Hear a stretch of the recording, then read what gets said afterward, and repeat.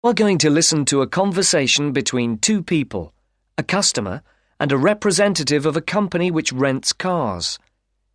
There are three alternative answers, A, B, and C, for each question. Decide which alternative is the most suitable answer and circle the appropriate letter. First, you have some time to look at questions 1 to 6.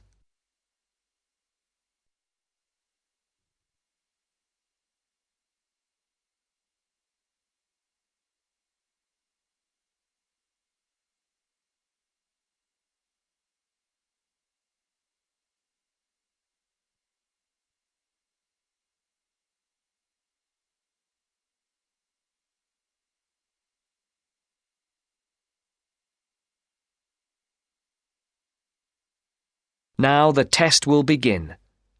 Remember, you will hear the recording only once, so answer the questions as you listen. Now listen to the first part of the conversation and answer questions 1 to 6. Thank you for calling Carline. So that we can best help you, can you please press the star button on your phone now? Thank you.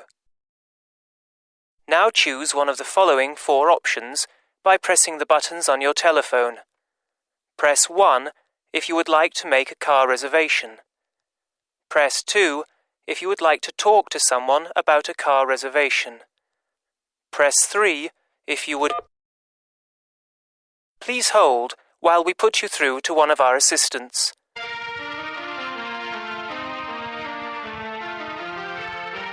Good morning, Melanie speaking. How can I help you? My name is Mr. Maxine, and I booked a car several days ago to be picked up from Heathrow Airport in London, and I'd like to change the booking. I see. Have you got a reference? Yes, I have it here somewhere on a piece of paper. Here it is. It's A for Alpha, C for Charlie, F for Foxtrot, Y for... Yeah. Yes. The number 15, 15, A for Alpha, and G for Go. Let's see. Can I just check that? ACFY 15AG. Yes. Mr. John Maxine. Yes, that's it. Okay, so how can I help you? I booked a car for 3 days from this Friday at 6 p.m. to Monday at 6 p.m. Yes, a manual. I'd like to change it for a larger car and an automatic rather than a manual. And I'd also like to book it for 5 rather than 3 days. Okay, let's have a look. We have an estate which is automatic. Yes, that would be perfect. There is a difference in price, though. For the extra 2 days? Yes, but also for the size of the car. The estate is £15 more expensive per day than the saloon car you have already booked. Okay, and how much extra is it altogether then? That makes it an extra £165. It seems rather expensive. The last time I hired one, it wasn't so much. When was that? Several weeks ago. I see. Before the speakers continue their conversation, look at questions 7 to 10.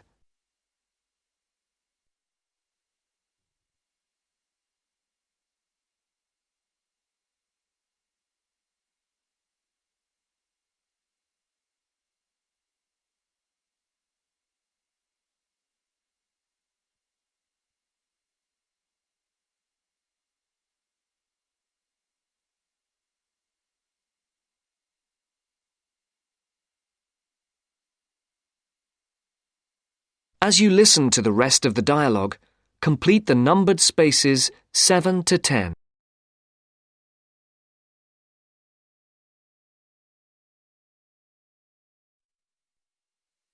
Well, it's basically because the rates change daily according to the cars available. The estate is the last automatic we have for hire for that period. We have a manual estate, which is cheaper, if that would help. No, it has to be an automatic. OK. Shall I debit your card for the extra £165? Is it possible for me to pay the extra in cash when I pick up the car at the airport? I'm afraid that isn't possible, as there are no facilities for handling cash at that time of the day. That seems odd. It's because the money can't be banked in the evening, and for security reasons, no cash is held on the premises. OK, you can debit my card. You'll have to give the number to me again. Isn't it logged on the screen? For security reasons, it doesn't come up on the screen when we look at the booking. Any changes, and it has to be entered again. I see. It's 3445 9911. 3445 9911. 4425 4425 7750. 7750.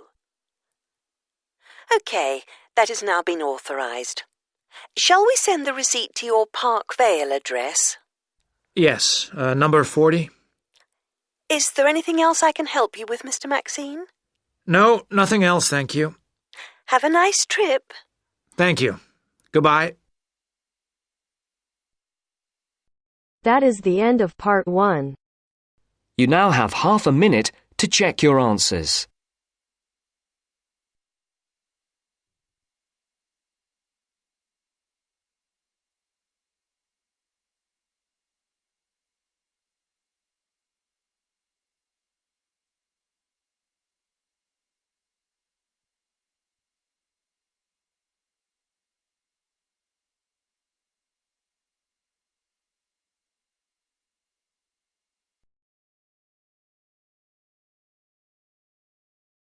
Now turns to part 2. Part 2. You'll hear a lecturer talking to students about the ozone layer and CFCs. First, you have some time to look at questions 11 to 17.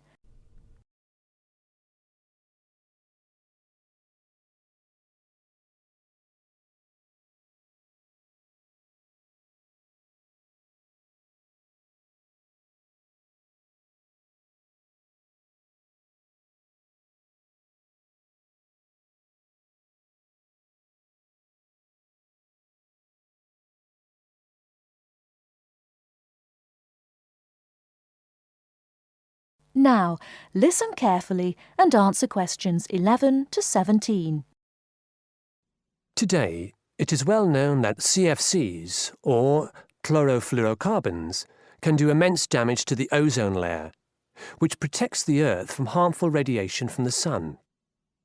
However, it was as recently as the mid-1970s when the connection between CFCs and ozone layer destruction was first established. The story starts back in 1957, when James Lovelock invented the electron capture detector. This is a machine that can detect very small amounts of a chemical compound in the atmosphere. Indeed, using the machine, it was Lovelock who was the first person to detect the widespread presence of CFCs in the Earth's atmosphere. In 1973, Lovelock, on a research trip which he'd funded himself, measured the amount of CFCs in the atmosphere in the Arctic and in Antarctica, but unfortunately came to the wrong conclusion that CFCs are not harmful to the environment.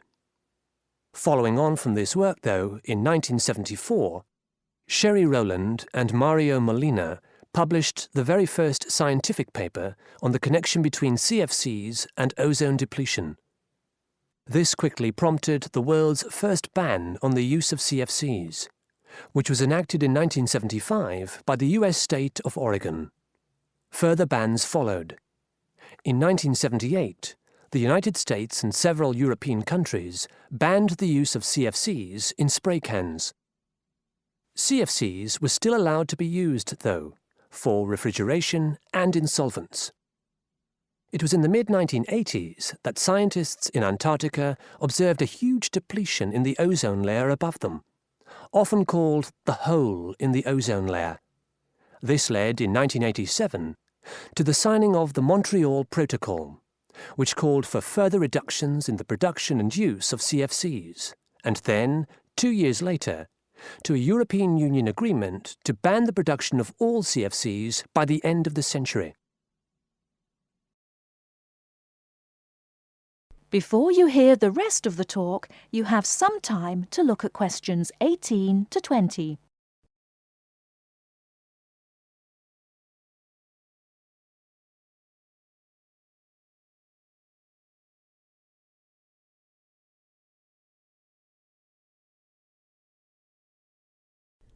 Now listen and answer questions 18 to 20. So why exactly are CFCs so harmful?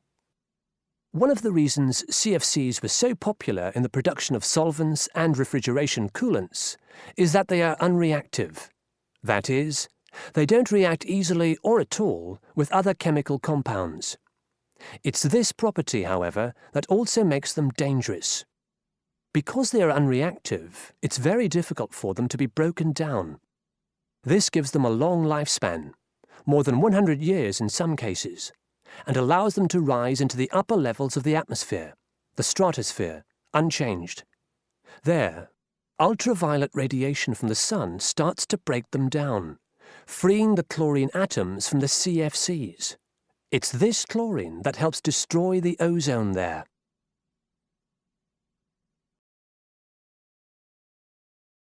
That is the end of part 2. You now have half a minute to check your answers.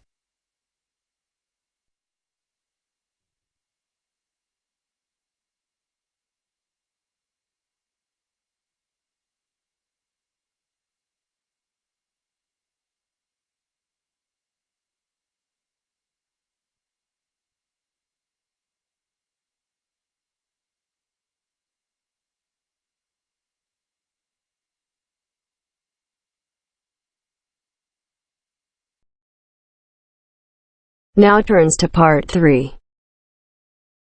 Part 3. You are going to hear a conversation between an interviewer and a professor. First, you have some time to look at questions 21 to 26.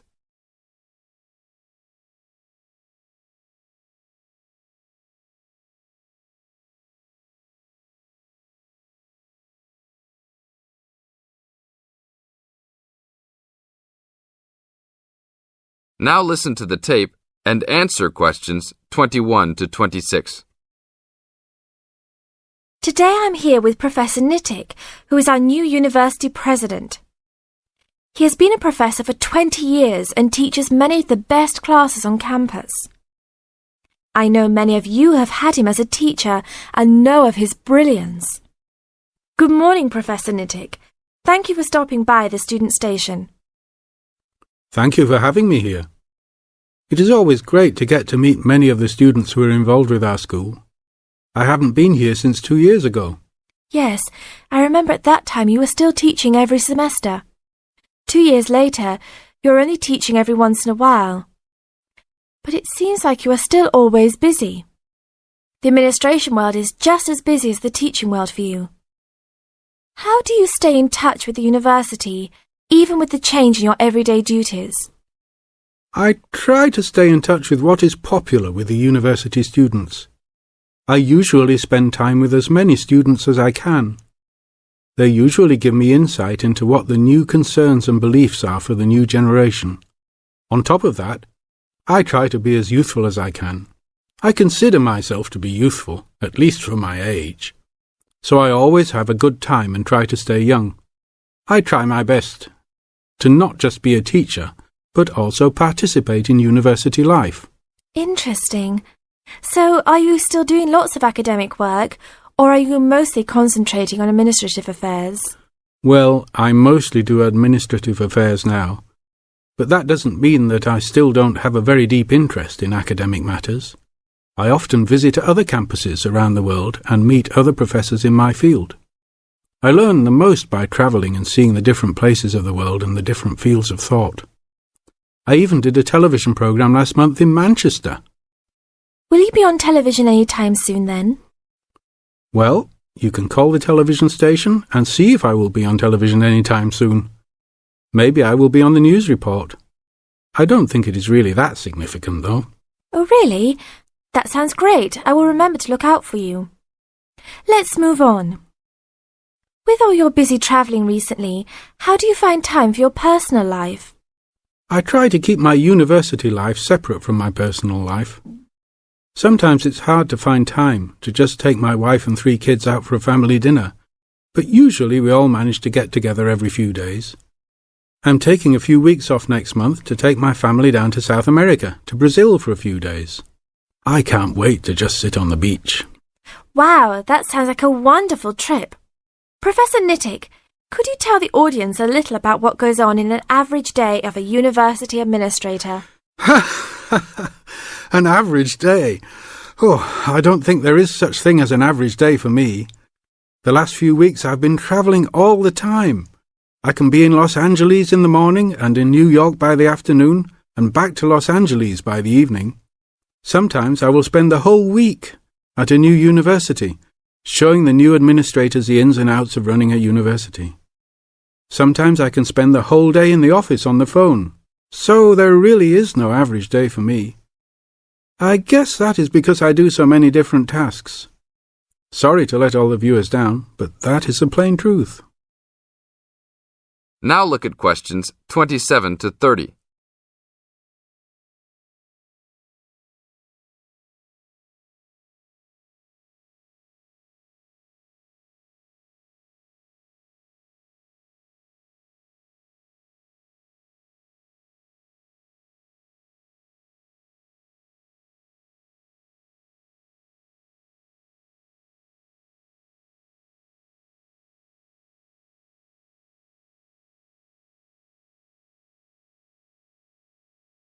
Now listen to the tape and answer questions 27 to 30.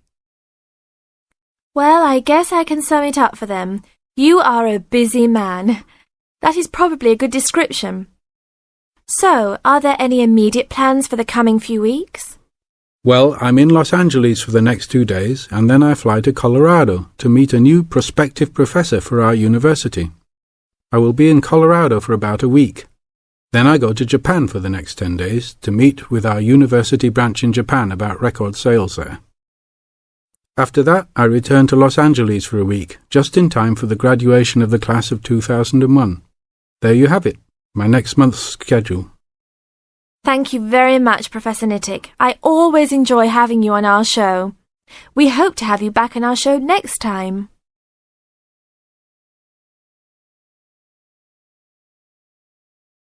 That is the end of part 3. You now have half a minute to check your answers.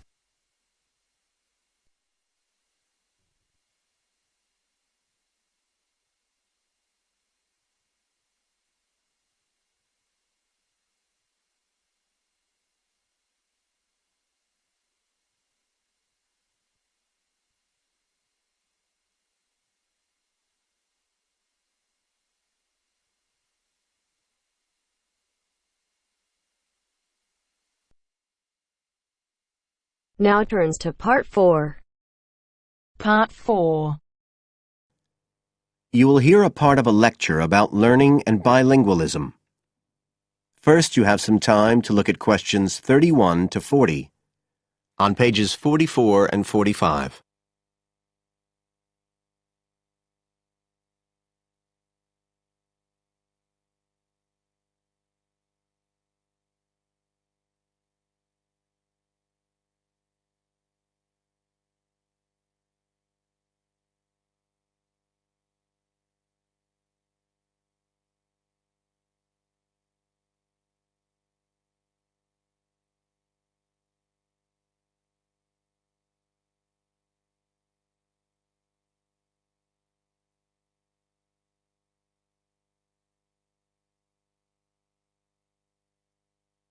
Now listen carefully and answer questions 31 to 40.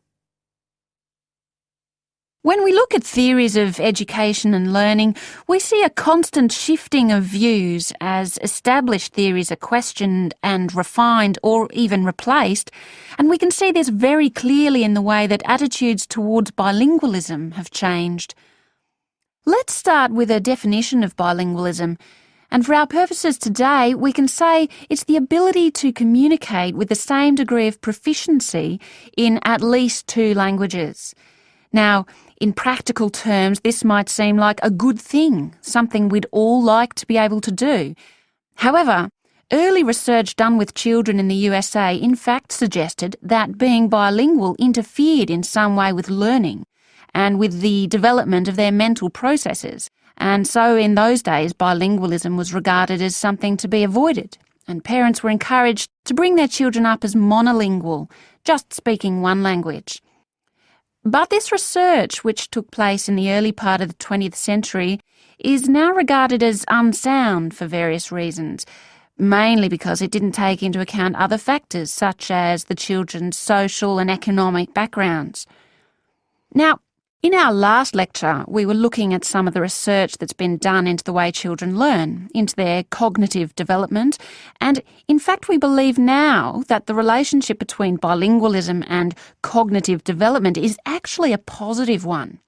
It turns out that cognitive skills such as problem solving, which don't seem at first glance to have anything to do with how many languages you speak, are better among bilingual children than monolingual ones. And quite recently, there's been some very interesting work done by Ellen Bialystok at York University in Canada. She's been doing various studies on the effects of bilingualism, and her findings provide some evidence that they might apply to adults as well. They're not just restricted to children.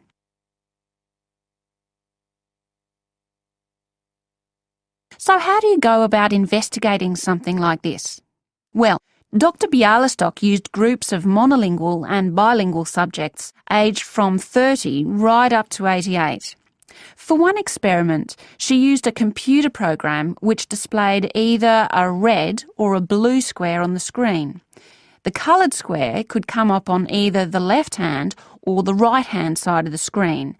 If the square was blue, the subject had to press the left Shift key on the keyboard, and if the square was red, they had to press the right Shift key. So they didn't have to react at all to the actual position of the square on the screen, just to the colour they saw. And she measured the subjects' reaction times by recording how long it took them to press the Shift key and how often they got it right. What she was particularly interested in was whether it took the subject longer to react when a square lit up on one side of the screen, say the left, and the subject had to press the Shift key on the right-hand side. She'd expected that it would take more processing time than if a square lit up on the left and the candidates had to press a left key. This was because of a phenomenon known as the Simon effect, where basically the brain gets a bit confused because of conflicting demands being made on it. In this case, seeing something on the right and having to react on the left. And this causes a person's reaction times to slow down. The results of the experiment showed that the bilingual subjects responded more quickly than the monolingual ones. That was true both when the squares were on the correct side of the screen, so to speak, and even more so when they were not. So bilingual people were better able to deal with the Simon effect than the monolingual ones. So what's the explanation for this? Well, the result of the experiment suggests that bilingual people are better at ignoring information which is irrelevant to the task in hand and just concentrating on what's important. One suggestion given by Dr. Bialystok was that it might be because someone who speaks 2 languages can suppress the activity of parts of the brain when it isn't needed. In particular, the part that processes whichever language isn't being used at that particular time. Well, she then went on to investigate that with a second experiment. But again, the bilingual group performed better. And what was particularly interesting, and this is, I think, why the experiments have received so much publicity, is that in all cases, the performance gap between monolinguals and bilinguals actually increased with age. which suggests that bilingualism protects the mind against decline. So, in some way, the lifelong experience of managing two languages may prevent some of the negative effects of ageing. So that's a very different story from the early research. So what are the implications of this for education? That is the end of part 4. You now have half a minute to check your answers.